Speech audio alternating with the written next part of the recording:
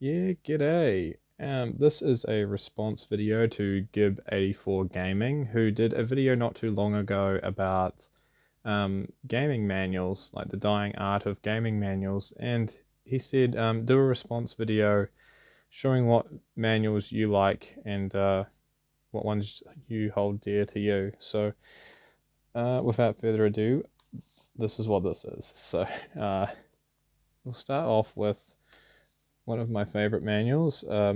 This is uh, Double Dragon.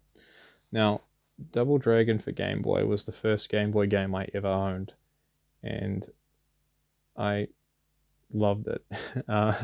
It's I used to take this manual to school, and I was quite weird. I used to take my manuals to school and read them throughout the day. My mum would make me put my initials or my name on them in case I lost them. Um, but yeah, so and I would fantasize about playing the game throughout the day. So yeah, I just like this Game Boy. Man, it was a cool design, wasn't it? So cool. So yeah, I don't really have any manuals that really stand out in terms of design, but these are just the ones that I hold dear to me. So we have the punch. These I love these drawings here. Punch, uppercut, over shoulder throw, elbow punch, jump kick, um, kick, hair pull kick, uh, low kick, and spin kick. You can see that one there. There we go. Yeah, so good old black and white manuals, and these are quite basic pictures. Yeah, you got the box, rock, wheel, drum, knife. All these can be thrown except these two, which you can use to you just pretty much wail on your enemies. It's actually I love the music in that game too. In this game, like it's just awesome. So yeah. Oops. So that is the Double Dragon manual. Next up, we have Super Mario Bros. Now, I used to have the manual for the Nintendo Entertainment System, and the reason why I throw this in here, being one of my favorite manuals, is that I don't have the Nintendo Entertainment System Super Mario Bros. Manual anymore, but this comes very close. So let's have a look. There are some similar artwork that's used that was in the original. Obviously, this wasn't all color. The original NES instruction manual was black and white, and they've kind of tried to do like sort of like offer a little bit of TLC in the way this manual is laid out by sort of using the same layout and the same artwork as they did with the original, and that's what I love about Nintendo. Um, so yeah, Goomba's. If you had to ask me what my favorite Mario character is, I'd have to say Goomba. But yeah, I just love how this is laid out. It's very respectful to the people that were fans of the original. Anyone that's doing a remake or like another version of the game should take note on this. But then again, we're not using manuals anyway these days, unfortunately. Like Gib84 Gaming's video was about, it is a dying art, and it's sad because I love getting physical things. It's like we're not supposed to own anything anymore. We're just renting digital things out, and it's not cool. You want something to be able to hold in your hand and own and sell forward if you need a little bit of extra cash or something, you know. Not that I'd ever sell my collection, but yeah. See this artwork here is exactly the same, if not very similar, to the original NES Super Mario Bros. Manual. So it's pretty good. Yep. Oh, I love that stuff. I used to look at these pictures all the time. Yeah, this is. I'm pretty sure it's the same artwork. Yeah, it is. I remember him writing on the shell here. That was cool. Yeah, this is the old school artwork, and the the combo jump when you land on Goombas, that's really clever as well. Yeah, neat. So yeah, that is the Super Mario Bros. Manual. Nothing really too fancy about it, but yeah, just nostalgia purely, really, for these two here. Um, so right, so next up we will look at Sonic CD Manual. Now, I absolutely love the heck out of this game. Um, it is incredibly fun, and I never owned it as a kid. I went around to my friend's house, my best friend, and I'd stay the night there when I was younger, and we'd play Sega CD, or Mega CD as it's called over here, all night, or till very late anyway. And yeah, he had Sonic CD, and I'd never seen anything like it before, because my sister had the Nintendo Entertainment System, and I saved up all my pocket money to get a Sega Master System. And I eventually, yeah, so I had to eventually get rid of, when I inherited the NES, I had to get rid of it. And I've told that story like 50 billion times. But anyway, uh, this Sonic CD, this made me really excited to see this, and it's on the cover of the disc case as well. And it's yeah, it made me very excited to play it. Just it's full color, but the manual isn't, unfortunately. It's pretty standard Sega sort of manual. Oh, that's right. This is the first game to feature Amy Rose. Oh dear. Oh dear. I'm not a fan of Amy Rose. I like the triple lot of Sonic, Tails, and Knuckles, and anything else is just fan fiction. I'm joking. I just don't like any of the other characters except Sonic, Tails, and Knuckles. So yeah, apparently the music's different in this version in comparison to the Japanese and American um, version. So that's interesting. I remember the music being very cool um, when we played it. I loved it, eh? And there's like a little cutscene of Sonic at the start, and he was running up a big chain and stuff. So cool. It's like full animation. And I love it how Sonic Mania kind of harkened to this by doing that kind of same almost style of doing like a little animated cutscene. I reckon that's really neat. We need more games like that. Come on, where are the good Sonic games like that gone? I know there's probably like 50 billion thumbs downs now because of that, or comments going, Sonic Heroes was the best Sonic and all that stuff. But I don't know. I've never really grasped that. That's not my thing. I feel like, yeah, the 2D ones are the best in my opinion. But hey, that's just me. If you get joy out of the 3D ones, then that's all good. I'm not going to hold that against you. So yeah, the levels were fantastic. Wacky Workbench. That was it? Is it Metallic Madness? Yeah, not Wacky Workbench. I'm thinking of the first one. Yeah, yeah, Metallic Madness. That was awesome. Like that was a really hard level though.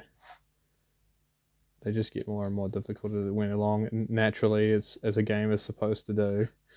But yeah, like I don't want to keep going on about this because there's not really much more to it. Sweet. So moving on.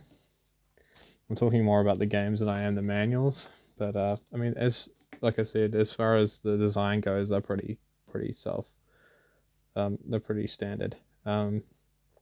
Alex Kidd in Miracle World. This was the first game I ever owned for the Sega Master System. Obviously built into the console of the Sega Master System 2, which is the version I owned. Now I just love the character design in this, and the fact that it's not black and white, but it's like shade of blue and white. I reckon that's really neat. Just had me really excited to see this kind of stuff when I was a kid. again, I think I took this to school. I'm not too sure. This isn't the original manual I had when I was a kid though, but I love the artwork here. It just looks so cool. It made me really excited to play Alex Kidd in Miracle World. So yeah, I love the character design as well. They're kind of like chibi-esque in design. See, they got the big head and the little bodies and that. Pretty cute. So if I was to do a game, I would definitely, if I was to do a game, well, I am doing games, but if I was to, yeah, I'd love to do a game with that kind of style. I think it's quite cool. I need to work on the one I'm working on at the moment though. Quest for K9. So yeah, that's that as far as that goes. There's like this, the extra life looks adorable. Yeah. So that is that. It's pretty standard. Pretty good condition manual if I do say so actually. One manual that is interesting in terms of design is this one for the Nintendo DS. Now, this was the first game I got off Nintendo DS. I think most manuals are ones that open up sideways like this. This one is different, as you might have guessed. It opens up from bottom to top, and it's very different from the standard design. And it's full color as well, which is really neat. So yeah, and you get to see screenshots. I remember being very excited when I first saw this, because it's sort of like it's like a remake of Super Mario 64, you know, but they've given it a really cool twist. And I think that like games that are being remade or remastered or whatever, I mean, that's all good and everything, but I mean, I would prefer something new these days. But if you're going to do something like remastered or something like that or remade, then do something like this. Offer something more to the loyal fans. Have you know, extra characters to play as, or just something, you know, like extra mini games or bonuses or something. For those that have played the heck out of it and know the thing pretty much inside out. I like these little page things here. It's like, it just looks like a page number, but you can kind of put your thumb there and turn it. It's quite neat. So yeah, like, it's pretty, this manual goes for ages. Oh, Yoshi's so cute.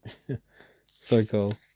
I remember being real excited that Wario was in the game as well as a playable character.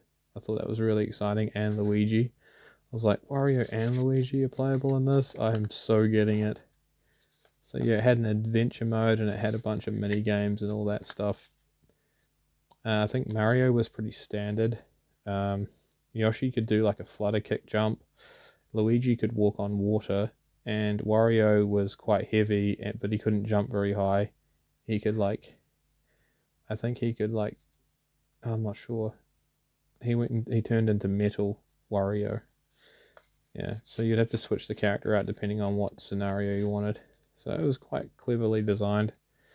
But yeah, enough about that. That is the Super Mario 64 DS manual, and I really like it. So moving on, Earthworm Gem.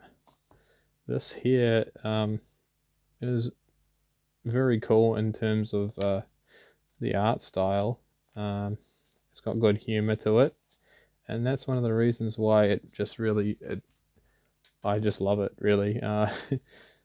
It's the characters look really cool. It's sort of back in the 90s, and that you never really knew what you were going to get, and there was a lot of like gross out humor and stuff back then. And yeah, that's why you got like sort of fart sound effects and like snot and boogers and stuff like in this game. I think it's really neat. Like, look at the characters. Okay, you got Earthworm Jim himself, a freaking earthworm in a spacesuit with a plasma gun. Like, if that doesn't sell you, then I don't know you're just too picky, man. Like, uh, Chuck and Fifi. Now, I really wanted to see more of Chuck and Fifi. Hopefully, Doug will put them in a comic later if he decides to do another comic. I don't know when he's going to do one. I've got the first two Earthling Gem comics, and that's all I have because that's all he's made. But I'd really love to just take my freaking money, make a third. Uh, so we have Evil the Cat here. Probably, yeah, one of my favorite characters. I love the design of it too. It's neat.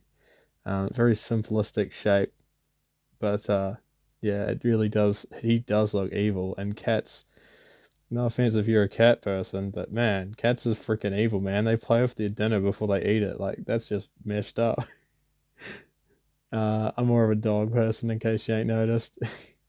um, but yeah, so yeah, Evil the cat. I loved him in the cartoon as well. Um, a minus setback. That was cool. Every time it's something would turn wrong for him, he'd say that. Psychro. Everyone's sort of seen more of Psychro in the comics and Evil the Cat, but I love them both anyway. I love Psychro especially in the cartoon series. He's funny, and the guy that does the voice like did a really good job too in the cartoon. Like it's just I couldn't imagine him sounding anything different. And every time I read the comic with him talking, I always imagine that voice. Um, yeah, Major Mucus. Like, look at this guy. Like, this is one of the gross out humor, like 90s humor that I was talking about. Like, look at him. Peter Puppy. Now, he's usually just a cute little puppy, but he turns into this bloodthirsty psycho if he gets hurt. Or, sorry about that. I had a technical difficulty. Yeah, so if he gets hurt or if he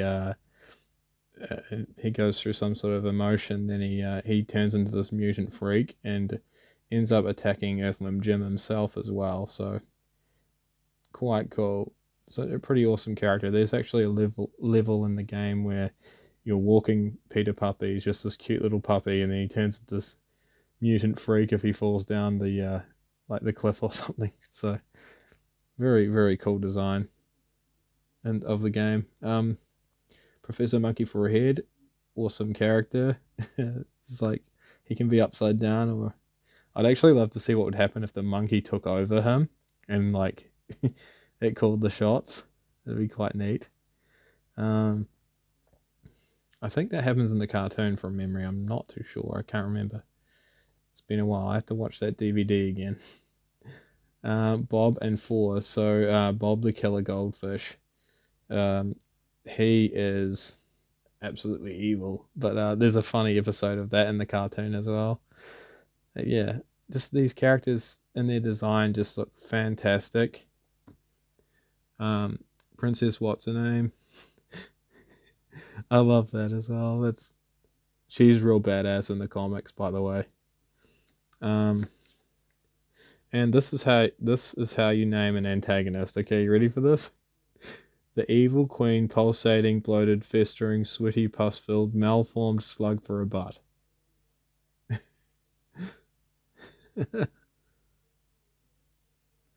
That's awesome. Yeah, so that is probably one of my favorite manuals as well because yeah, just the humor of it. Like you've got to have humor in games. I think a lot of that's missing in today's games. I love to. I think I love to do something like make a game that's got that humor again, and I could. There's nothing stopping me. I just need to get my button together, really.